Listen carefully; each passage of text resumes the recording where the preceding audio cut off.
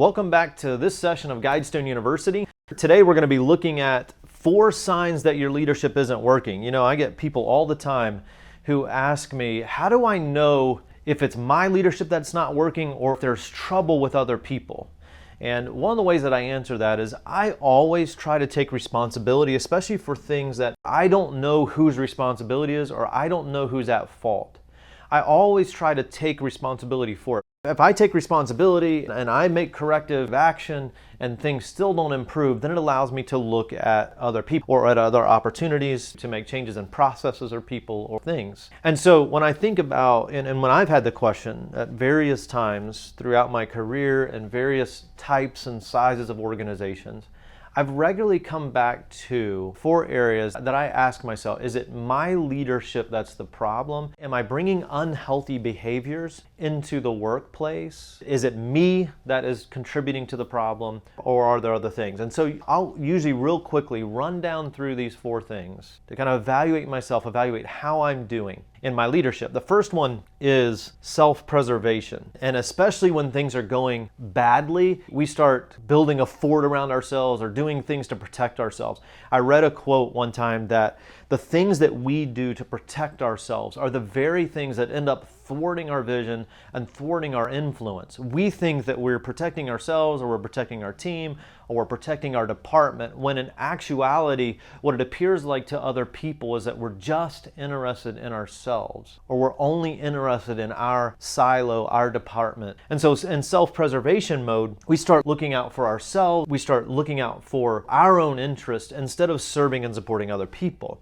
And if we're going to lead people and we're going to continue to develop influence, we've got to be serving and supporting people on a daily basis. So are you following your own agenda? Are you helping others to realize their potential, fulfill their dreams?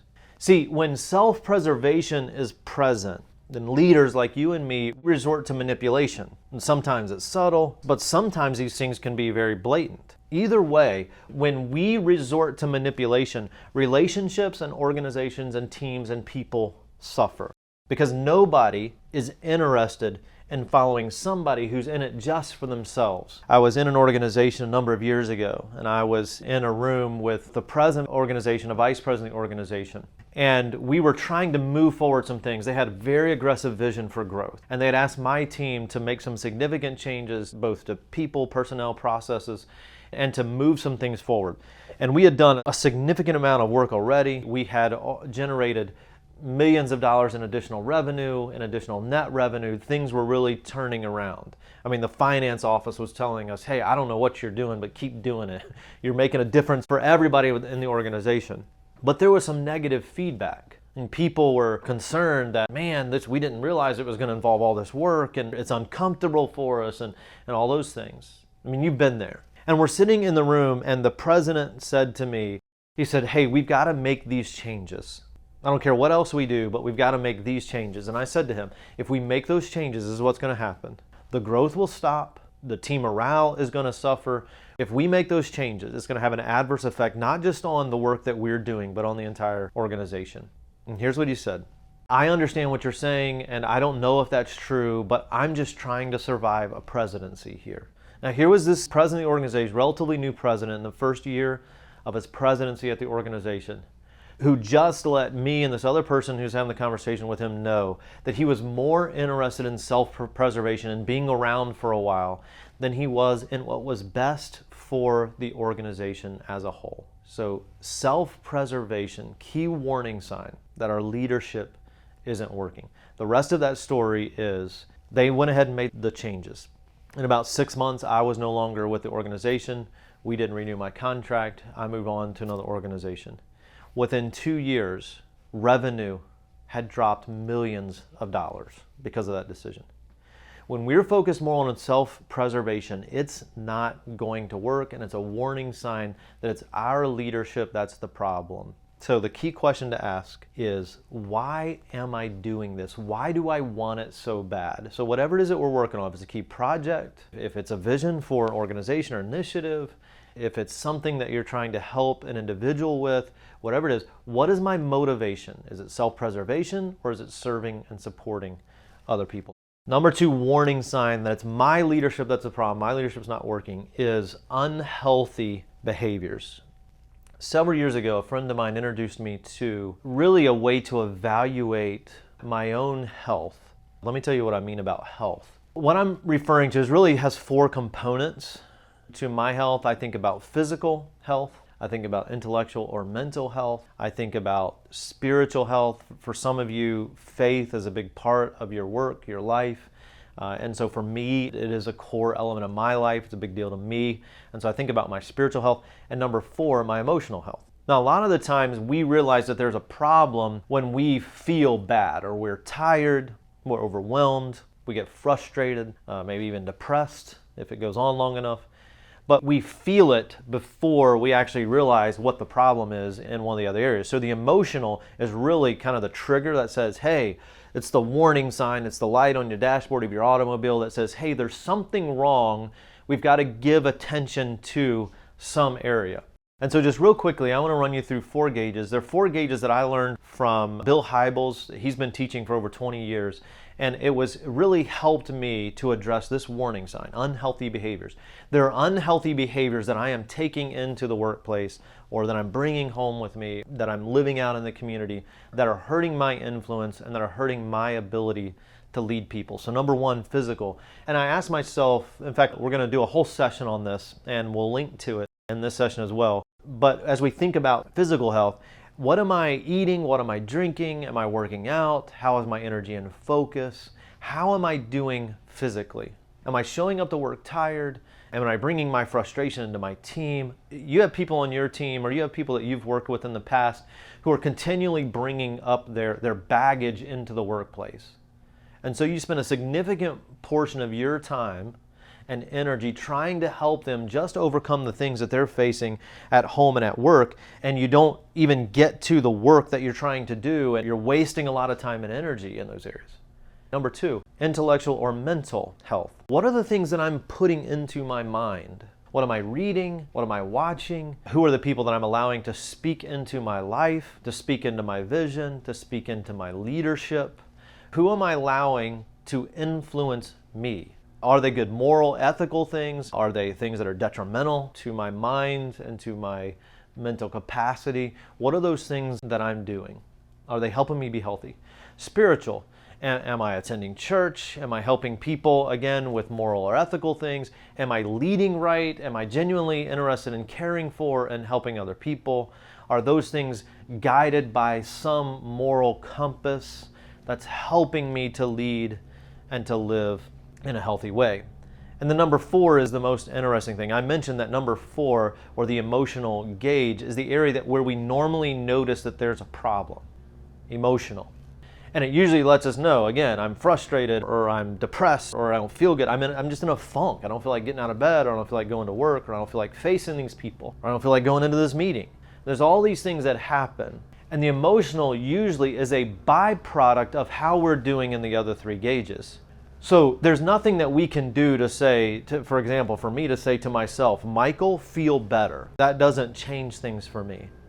I have to make a change in one or more of the other areas in order to feel better about myself, about my leadership, and in some cases just in general to feel better. So sometimes I need to go work out more. Sometimes I need to eat better. Sometimes in the physical area, sometimes in the intellectual and mental area, I need to read more, or I need to stop watching certain things on television or on social media or on the news for that matter. Or I need to have some spiritual conversations with some people in the spiritual area of my life. So emotional, again, is a byproduct of how I'm doing in the physical, mental, and spiritual areas of my life. So again, number two, unhealthy behaviors is a warning sign that it's my leadership that's not working. Number three, a warning sign for me is that I'm stuck. So I had this bold vision, or I had this great plan, or I was really passionate about moving this thing forward, and then something happened that derailed it.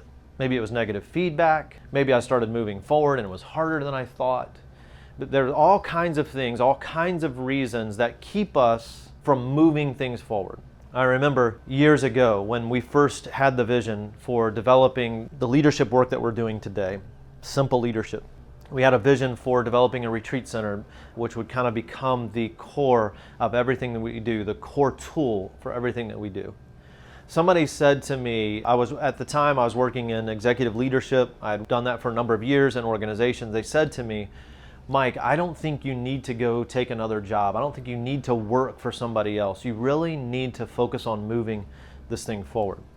And I understood why they were saying that. They said, I just really feel like you were made or you were born to lead a movement that's doing the same. And they really believed in me. And I appreciated what they were saying. I was flattered by it. But I ended up going and taking another position at an organization. And 2 years later, I was experiencing some of the same frustrations because my vision was so bold and the things that I wanted to do was so bold, and I was stuck and things weren't moving forward and I wasn't fulfilled in my work and I didn't have the margin that I wanted to spend time with my family, and all of these things started coming back up to the surface because I had made a decision to go in a direction that wasn't best suited for me. Now, I learned a lot through that season of life.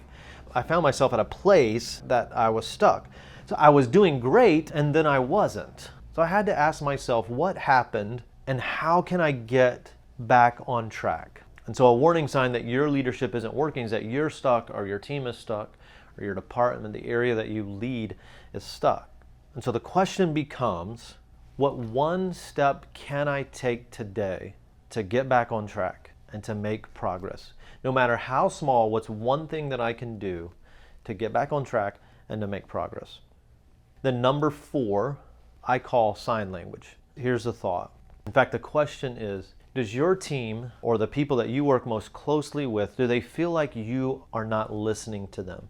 I know that at times over the years, my team felt like I wasn't hearing them. They would come with ideas and my ideas were better. They would come with initiatives and I would have to show them how to do the initiative. It had to be done my way. They would come with all kinds of things and it had to be my way.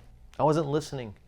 And I think we wasted a lot of time because we had good people who wanted to do good things, and yet it always had to be done my way. And so we end up with groupthink and we end up doing things very one-dimensional instead of taking advantage of their passions and their ideas and their experience and moving things forward.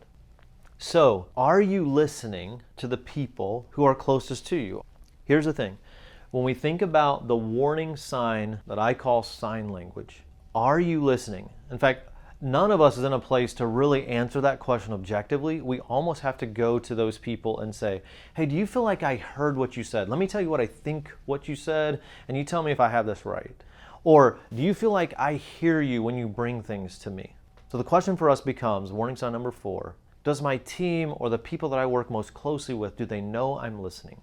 If we think through these 4 warning signs, self-preservation, unhealthy behaviors, am I stuck or I'm stuck, sign language, usually we'll identify some areas where we can make progress, and as we make progress, it influences those who are working together with us.